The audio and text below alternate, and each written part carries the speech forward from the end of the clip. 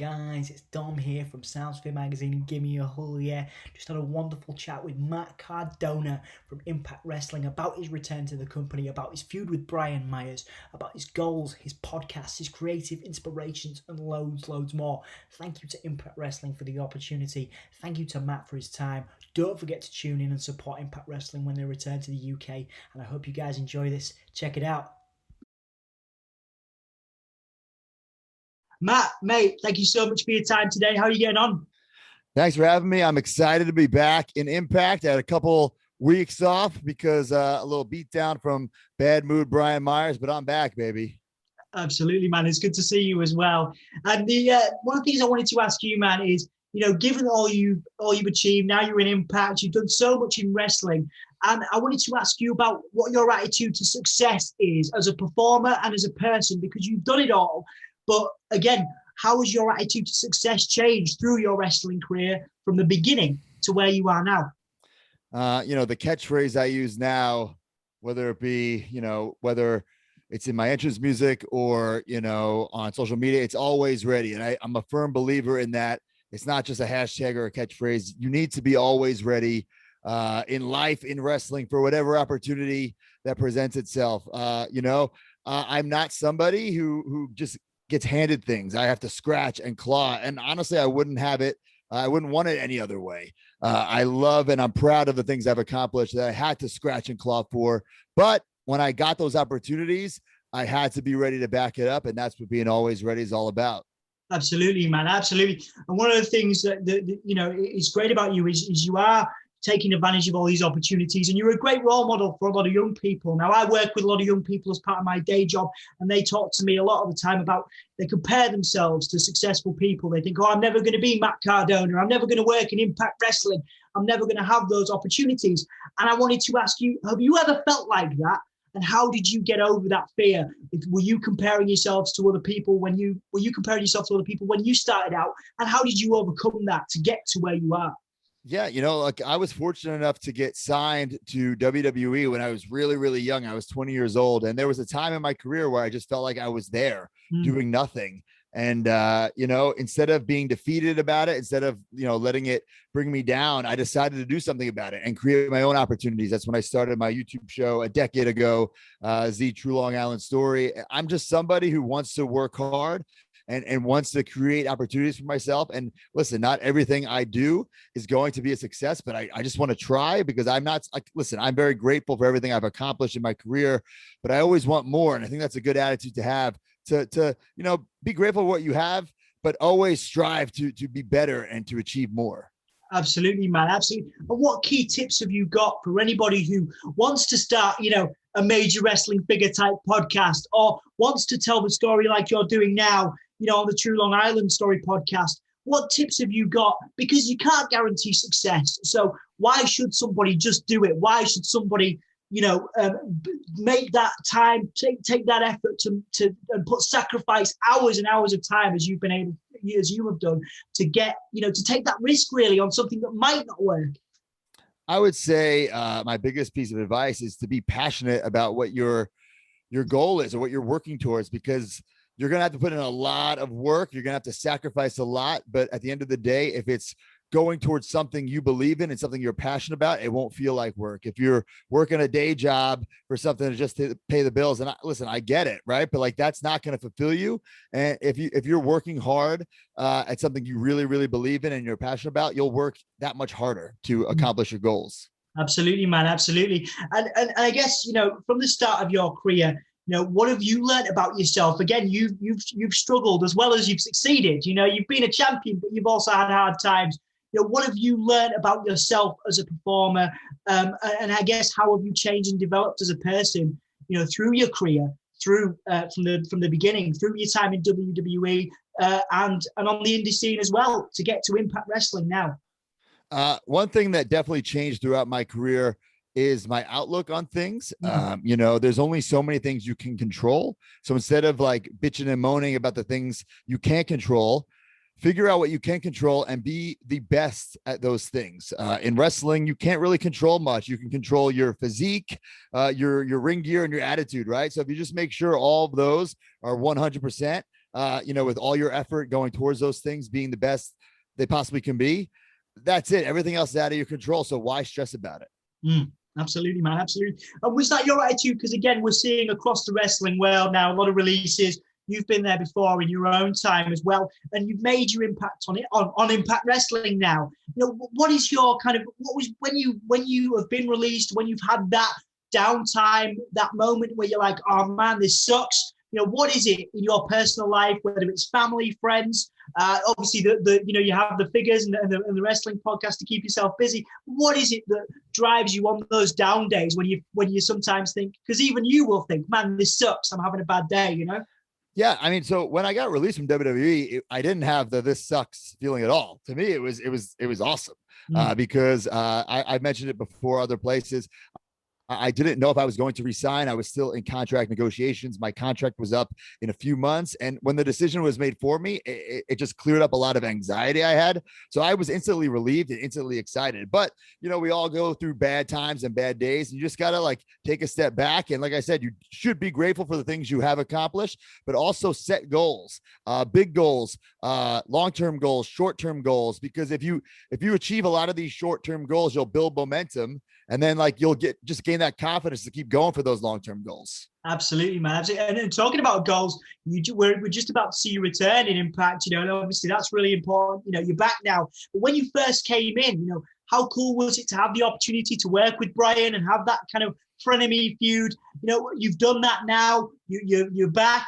What are your goals in Impact Wrestling? What do you want to achieve as somebody that seemingly you've done it all in wrestling, Yeah, I say being always ready. And when I made my Impact debut, I had not been in a ring in a couple months. I got the call the day before the pay-per-view to wrestle live on pay-per-view. And well, damn, I better be ready, right? I talked this big game. I better be able to back it up. And fortunately, I was, because that's the way I live my life. But I'm not in Impact. Listen, Brian Myers, he's my buddy. He's my friend. We have the Major Wrestler podcast. When the red light goes on at Impact, he turns into a different dude, Bad Mood Brian. And, I'm not an Impact team with him. Listen, we've won tag team titles in high school gyms, in sold out, jam-packed stadiums. And I don't really want to fight him either. I do think that I need to shut him up, I make him come to his senses, but I'm not here for Brian. And I'm here for the Impact Championship. I'm not here to just get new merch on shopimpact.com. It's nice. It's great, but I want the gold, baby. Absolutely, man. Absolutely. And I think that's the cool thing about what you're doing now is you've also got, you've got these other projects as well. What's it like now working in Impact where you have the freedom to do the True Long Island podcast and story? You're also doing Free the Narrative as well. You've got loads of things going on for yourself.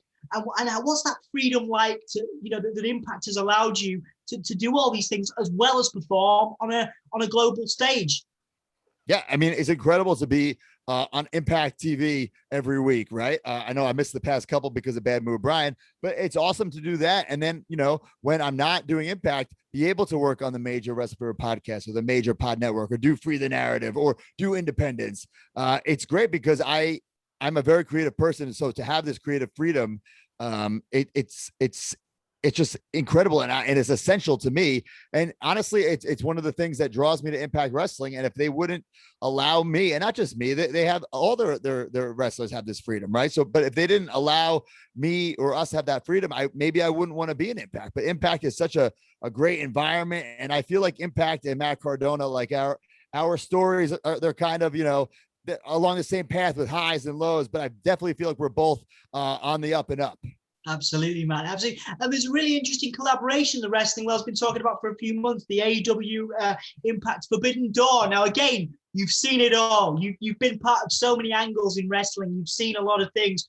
What are your thoughts as someone that's been, in different promotions and has come to Impact, and to have this opportunity to, as someone that's also been a part of AEW for a short time, to see the potential collaboration there, the opening up of the wrestling world, so to speak? Yeah, I mean, I think it's super cool that AEW and Impact have a working relationship because wrestling is its best when, there's a lot of surprises and unexpected things happen. And when somebody could show up on any show at any time on any week, that's when wrestling's at its best. And, we've seen that so far with Impact and AEW. Kenny Omega, the champion, I'd be lying if I said I hope he doesn't lose to Sami Callihan. Yeah, absolutely, man. There's potentially some great opportunities there, and I mean that's the other thing, with all this opportunity for you and all the opportunity for the other Impact stars. It's a great time to be, Impact Wrestling, and we've just the Impact has just expanded to Bluetooth TV in Europe, so now people are going to be able to catch you in the UK as part of that. What are you excited about? Obviously there's a lot of fans in the UK that love you and have loved your body of work. What is your message for people over here that want to see you and want to see Impact? Well, I mean, listen, I thank them for the support, and we're finally getting fans in the arenas here in the United States. So in a perfect world, hopefully we come and tour the UK. I mean, that would be awesome for me. I love going overseas because those fans are so rabid because we don't get to go there that often. So listen, I'm not, working in the Impact offices. I don't know what the plans are, but I would love to go with Impact overseas. But for now, it's great that all these Impact fans can watch us. Absolutely, man. Absolutely. And I mean, that's, obviously, performance is a huge part of what you do. And I think one of the greatest things about your characters, your character work, in your history is, this positivity, this energy that you showcase. Every time you come out, you're always ready. And, you're a great figurehead for Impact. And I wanted to ask you, one of the questions that was sent in was, how do you maintain that? Because again, some days people wake up, even if they've got millions of followers, even if they're part of a globally renowned, organization like Impact, you have days where you don't want to get up, or you're really struggling, dealing with different things. And I wanted to ask you, what is it that motivates you? What is it that gives you that get up and go attitude outside of wrestling? Is it family, friends, people that, that motivate you? How is it you overcome that if you ever have those bad days? Something very easy that I do every single day before I get out of bed is I just list like 5 things that I'm grateful for and 5 goals. And it just puts me in like a positive mindset to start the day. And then, yeah, of course, there's days where stuff happens, or days you don't want to go to the gym or whatever it is, right? But if you just start the day off on that positive note, you're headed in the right direction. Absolutely, man. Absolutely. A couple more questions before we finish then, man. Not just UK fans, but a message for your fans, Impact fans, and people that have followed your career. What have you got to say to the people that have supported you, Matt Cardona, throughout your career, and are watching you on Impact, and you're watching your return? Yeah, I thank them for the support, and everything that I'm doing in my career now and for the next couple of years. I'm not doing it to prove the doubters wrong or prove the haters wrong. I'm doing it to prove my fans, my real fans, right. So keep tuning in, keep watching Impact, because the best is yet to come. Absolutely, man. Absolutely. And this is the bit, anything you've got to plug at the moment. Obviously, you've got a couple of things coming up. What should people be looking forward to? Obviously, you've returned to Impact now, which is very exciting. But what is it? What should people be paying attention to? You've got coming up. I mean, definitely check out Slammiversary. I'm not on the card yet, but I've been talking to Scott D'Amore. I've been sending him texts and DMs. I definitely want Brian Myers in some way. I don't care if it's in a parking lot, in a ring, backstage. It doesn't matter. I want Brian Myers at Slammiversary, but also check out the Major Wrestling Figure Podcast. That's my passion project. We talk about action figures, memorabilia, collectibles. So, I mean, there's you look at me at social media, there's all these things. There's too many things for me to plug, which I guess is a good thing. Absolutely, man. Absolutely. Well, Matt, thank you so much for your time today, man. I really appreciate it. It's great to see you, in good spirits and a happy return to Impact Wrestling, man. Thank you very much for having me. I appreciate it. It's my pleasure, man. My pleasure.